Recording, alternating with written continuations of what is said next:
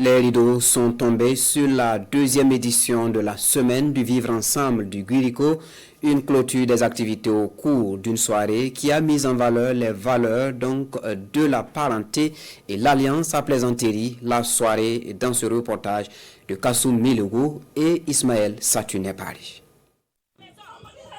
C'est une soirée dédiée à la parenté à plaisanterie, dénommée Sinangouya en langue nationale Djoula. Cette pratique ancestrale se démontre dans toutes ses facettes ici à l'esplanade de la mairie de Bobo-Dioulasso à travers des pièces théâtrales. Une activité qui vient clôturer la semaine du vivre ensemble du Guirico.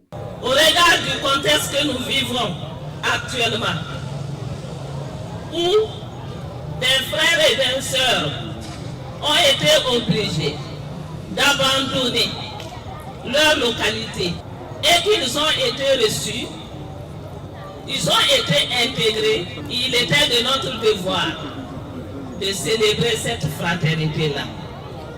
Il était de notre devoir de rappeler à l'intention de toutes et de tous que cette valeur ancestrale qui a toujours caractérisé notre vivre ensemble, et c'est une valeur, surtout dans ce contexte actuel, il faut à tout prix préserver. À cette nuit, hommage est rendu aux forces combattantes. Les populations sont invitées à toujours faire corps avec leurs soldats jusqu'à la libération totale du territoire national. Pour montrer que les civils et les militaires, nous parlons le même langage.